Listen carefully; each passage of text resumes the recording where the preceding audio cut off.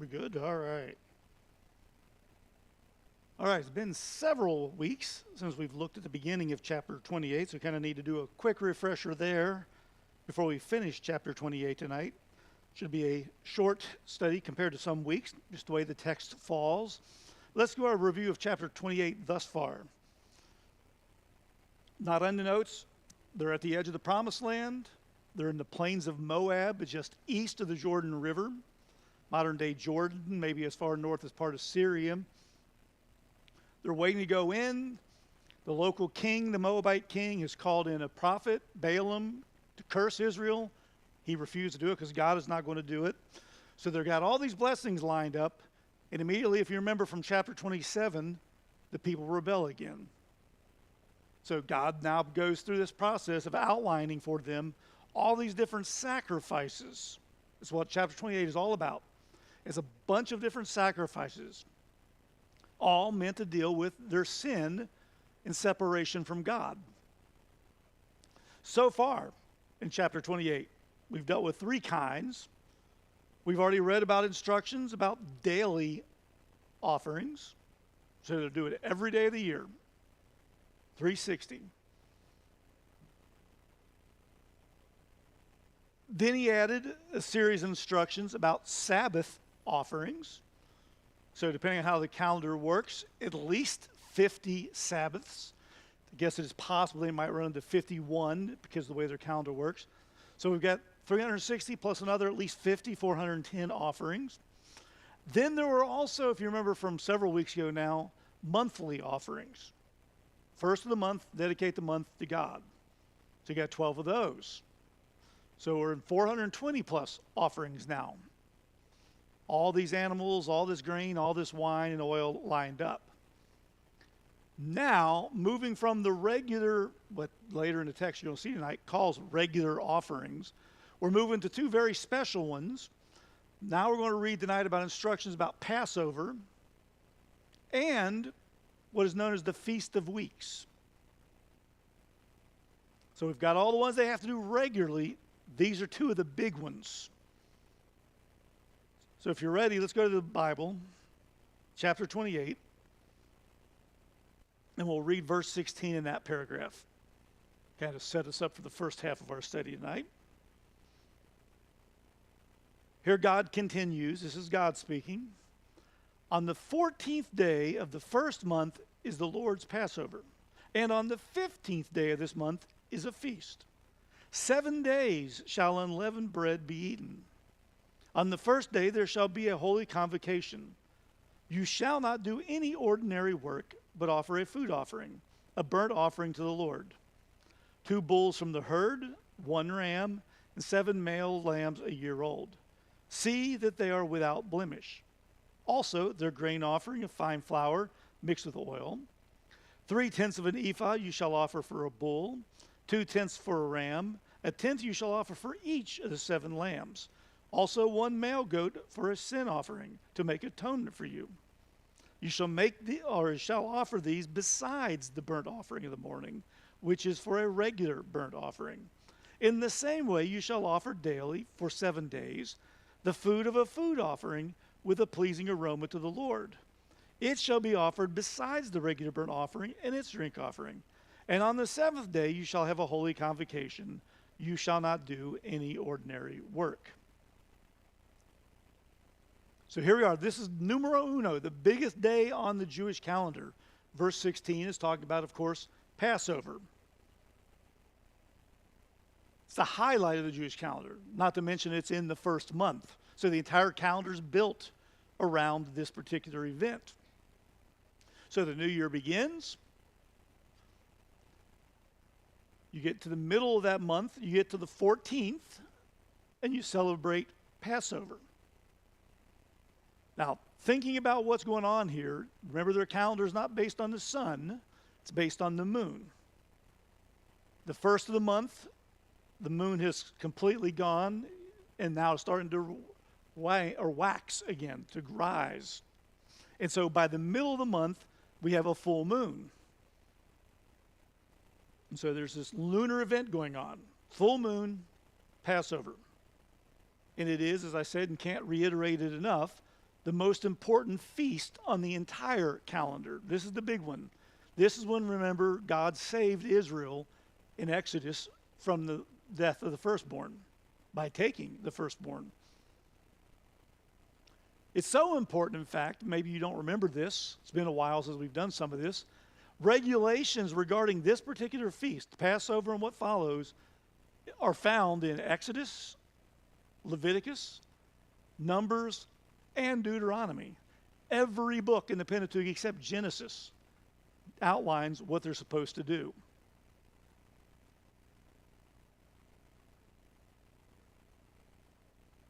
And if you remember also, Jesus was sacrificed during this annual feast.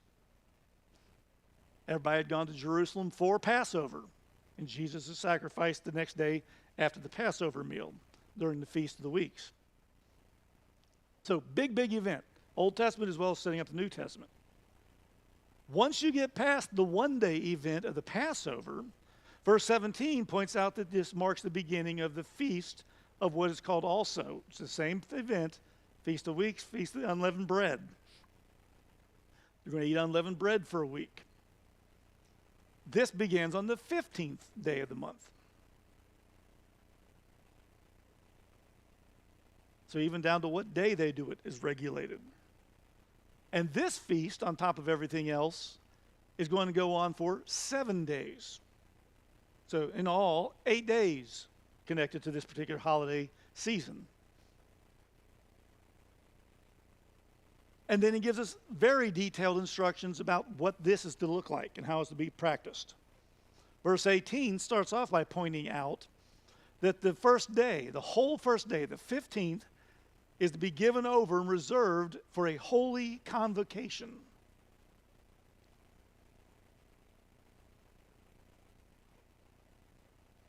Now, when I first started at CSU several years ago now, they used to call Wednesday morning service convocation. Students talk about going to convo, having no clue what it meant. So what did the school do? They just abdicated, gave in to the ignorance, and said, we'll just call it chapel. We're missing something when we do that. Just like the modern generation right now hates the word religion. Christianity is a relationship, not a religion. Can't it be both? Because the word religion comes from a Latin word which means to be devoted. I think we're supposed to be devoted to the relationship. Same thing here with this idea of a holy convocation. Remember, holy, of course, means separate, set aside, sanctified. The word convocation are two Latin words slammed together. Prefix con always means together. Vocation comes from the word vocare, meaning calling. So in other words, when you have a holy convocation, it is a calling together of the people. It's a holy assembly. So you're bringing together, all called together for this purpose. And to make sure all arrive and participate, verse 18 spells out that there is to be no work to be done. The whole day is committed to God.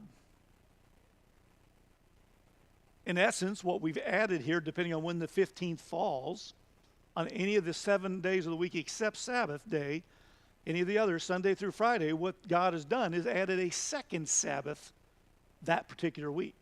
This is an extra Sabbath, an extra day of rest in God.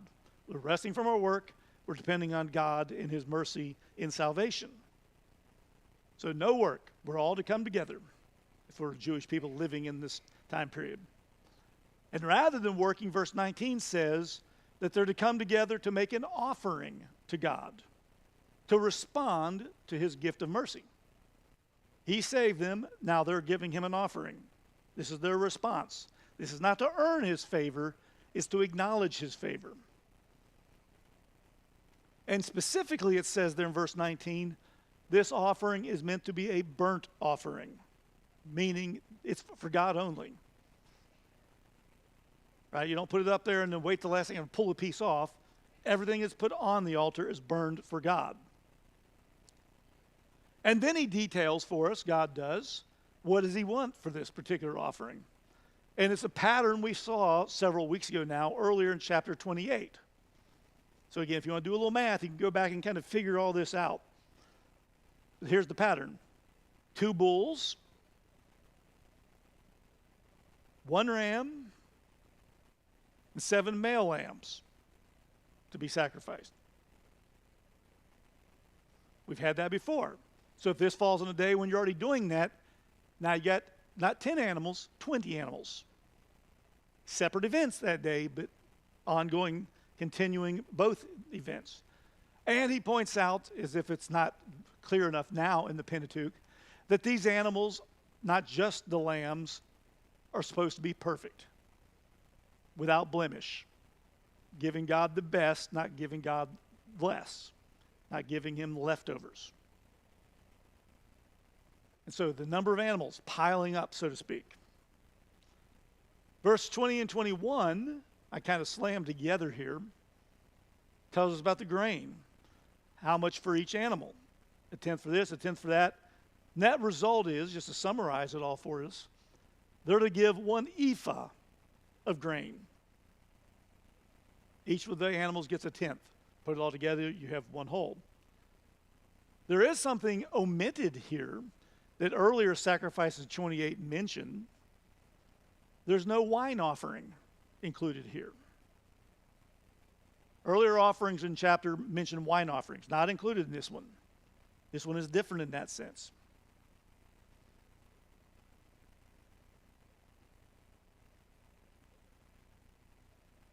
And then, like we saw in that earlier pattern, also in this chapter, the offering is to include 1 goat. That's to be killed as a sin offering or to make atonement. Here's the sin offering. That reminder that salvation, restored relationship with God, requires the death of basically a scapegoat, one that's going to take your sin for you. And so here it is. So they're going to be reminded of this. So they're reminded of it on the Sabbath all the time. We saw that last time. They're reminded of this on the 14th with Passover, right? Because you've got the lamb that had been brought into the family and slaughtered. And now, on the first day, you're getting reminded of it again. All of this sacrificial thing happening, these events, so far in this paragraph, verse 22 tells us, or verse 23 does, that this is in addition to the daily sacrifice. So we're doubling up. Unless, of course, the 15th falls on a Sabbath, in which case now we've got triple the sacrifices going on in one day. Lots and lots of blood flowing. And then for the next 6 days, every other day, verse 24 says, of the feast is then included a regular food offering, which has been spelled out elsewhere. So you got the big offering of all the animals on the first day, and then a special offering on top of the daily offering every day thereafter. Again, all this food they put on the altar because of the nature of it being grain, it's going to burn and smoke and smolder. And the smoke, this idea of the rising of the smoke, Moses points out for us again, is this idea of being a pleasing aroma. It's rising to God. Best analogy I can use here in South Carolina, barbecue always smells good no matter where you're at, right? Doesn't always taste as good as it smells, but it always smells great. It's kind of like Chinese food. Chinese always smells good. And then you get it and go, oh. But it's a pleasant aroma. It's pleasing to the senses. It's pleasing God. Later on, of course, in the book of Revelation, John talks about our prayers rising to God like a pleasing aroma. God is pleased when we pray because we're acknowledging our dependence on him. So you got all that going on, and then to make sure we understand big picture what's going on, God ends the paragraph saying at the end of the week, on day 7, there's going to be another holy convocation. Another day. So depending on how all this works out, you could have had Sabbath off, Saturday.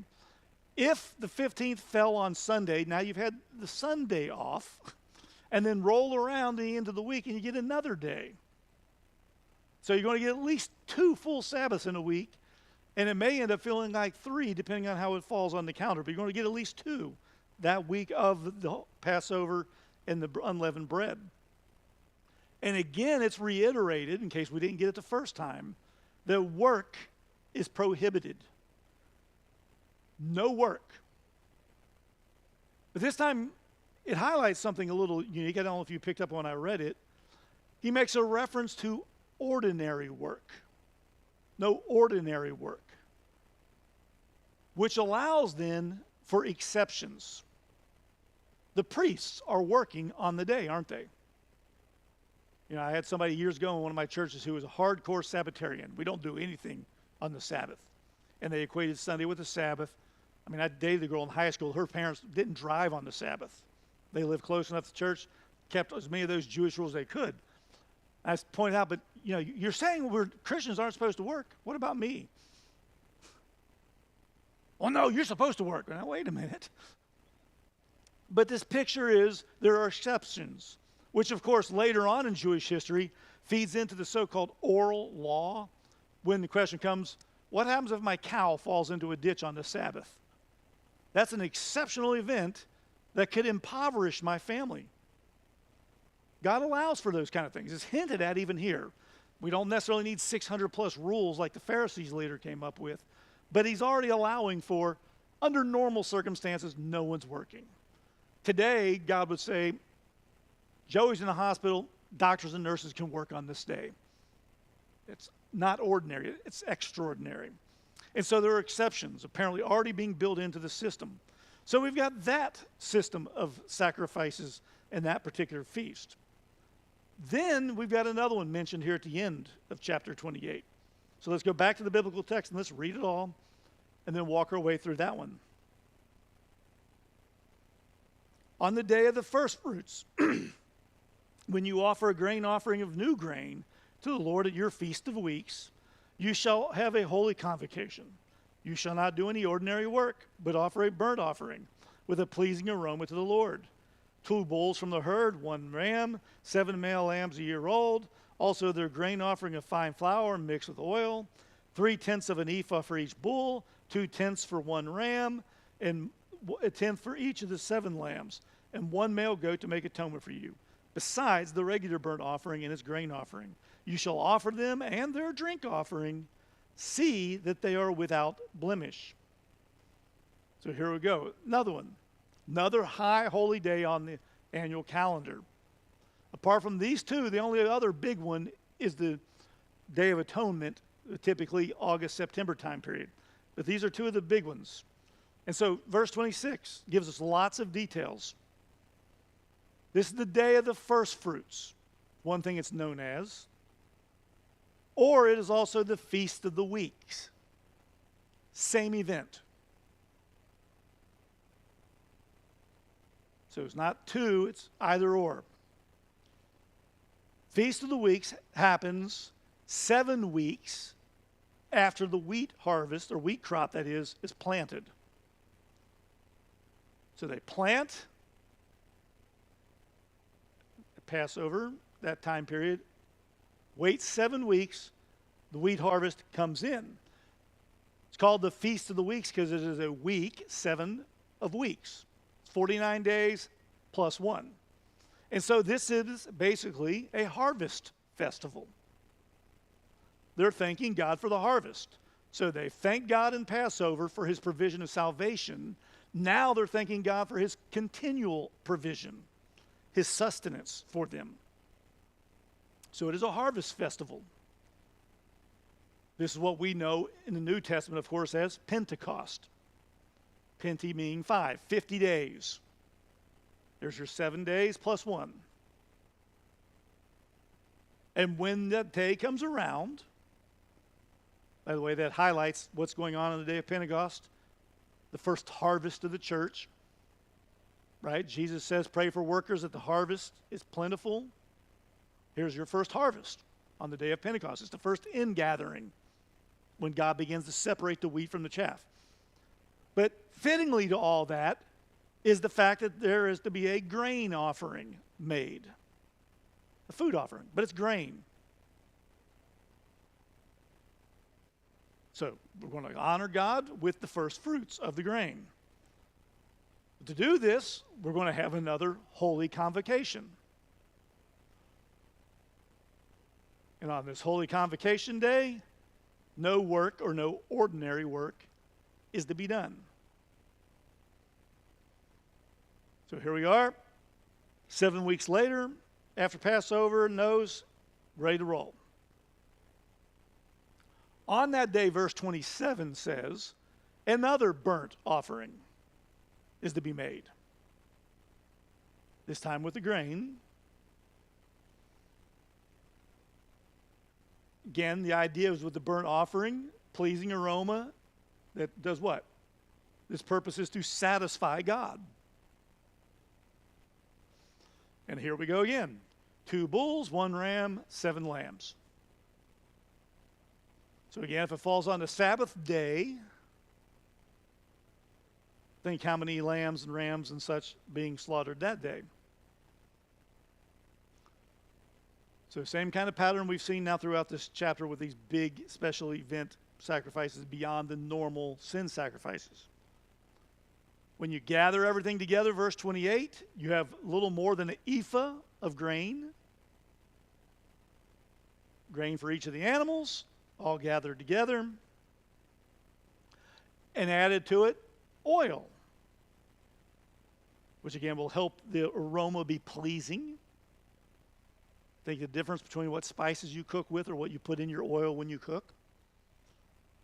And again, additionally, another atonement offering. So this constant reminder, isn't it, of the necessity of sacrifices to God in recognition of his mercy, but also constantly a reminder to us that we need his forgiveness, that our sins have to be dealt with, have to be atoned for. They can't just go away. And then verse 31 repeats essentially what we saw at the end of the previous paragraph, that this special offering, just one for the Feast of Weeks, is in addition to the regular offering for the day. So if it's a Sunday, for example, like the day Pentecost becomes Pentecost Sunday, they would have gotten up, made their daily offerings, and their Pentecost offering. Now, if it turns out this is on a Sabbath, on the Saturday, they would have had their regular Sabbath offerings and their daily offering and this offering. So again, the animals are just piling up, so to speak. And so this is always in addition to the regular, never replaces, always above and beyond, right? We think about that when we talk about our special offerings that we take up for missions, for example. You know, I know people go, oh, he's just trying to make sure we get more money. The picture is what we give regularly to the church is our normal giving. If we do Lottie Moon or Annie Armstrong, or we take up something special for LEAP, hopefully you're not taking $4, $10, $20 out of your weekly offering to buy food for the pantry. It's above and beyond. And one of the things I try to teach our college students is that principle so that later on in life they're not going, well, I'm going to give $25 to missions this week, so I'm going to take $25 out from over here. You know, I harp on it, and I know they go look at me, Dr. Beck, I don't have a job yet. Well, your parents tried to teach you this hopefully when they were giving you an allowance. This is for God. This is above and beyond, right? You know, we were watching while we were on vacation last week, all those commercials for the St. Jude's Hospital and the World Wildlife Foundation. What was the other one? Oh, SPCA. And they're all conveniently just 69 cents a day, so it only adds up to $16 a month, which isn't very much. Well, for the bleeding hearts in us, we want to give to all those things. I've had friends whose children have been at St. Jude's. I see the value of that. We love dogs. I hate that people treat animals like they treat animals. You know, I love zoos. I hate to think what we've done to animals around the world. But a lot of folks want to give to all that, so what they do is they give $45 or $60 over here, and they take it out from over here. The picture here is, if we're going to follow the pattern set in Leviticus and Numbers, the picture is we're already doing this, we do this on top. Because this is special. It's an extra sacrifice, not an instead of sacrifice. So God is regulating it. This is in addition to the regular offering. Notice that was not included in the last paragraph about the other offering for Passover and the unleavened bread. The drink offering is specifically mentioned here.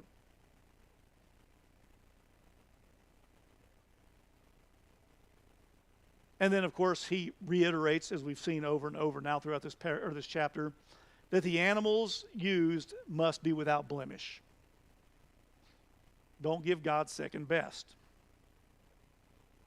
And it's worth noting, and I think this is part of the picture being driven home by that repetition, is that God demands and deserves perfection.